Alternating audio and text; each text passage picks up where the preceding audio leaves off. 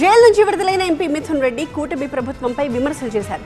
తనపై కక్షపూరితంగా వ్యవహరించారని ఆరోపించారు. ఎన్ని ఇబ్బందులు పెట్టినా బెదిరేది లేదంటున్నారు.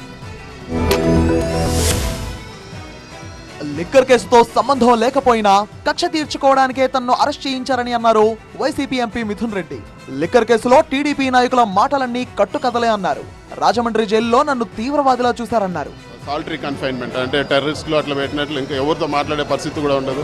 ఎవరైనా ములాఖాత్ వస్తేనే వాళ్ళతో మాట్లాడగలుగుతాం, లేకపోతే వారానికి ఇచ్చిన 3 ఫోన్ కాల్స్ తప్పితే ఒక వ్యక్తిని ఆ విధంగా మానసికంగా ఇబ్బంది పెట్టాలని. టీడీపీ అధికారంలో ఉంటే తమ కుటుంబంపై కేసులు వేధింపులు సహజమే అన్నారు ఎంపీ మిథున్ రెడ్డి.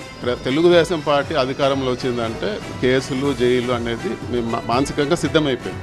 సో ఇప్పుడేదో కొత్తగా కేసు పెట్టలేదండి, 14-19లో కూడా అన్యాయంగా పెట్టారు. ఎన్ని కేసులు పెట్టుకున్నా భయపడేది లేదన్నారు. జగన్ను మళ్లీ సీఎం చేయడమే తమ లక్ష్యమన్నారు. మా టార్గెట్ ఒకటే, జగన్మోహన్ రెడ్డి గారు ముఖ్యమంత్రి కావాలా, దానికోసం పనిచేస్తాం. అదేవిధంగా మా కాడర్ని మేము ఖచ్చితంగా కాపాడుకుంటాం. జైలులో తన రూమ్ లో ఉన్న సీసీ కెమెరాలను విజయవాడలో చూసేవారని ఆరోపించారు. కోర్టు ఆదేశాలు ఇచ్చే వరకు జైలులో సదుపాయాలు కల్పించలేదన్నారు మిథున్ రెడ్డి.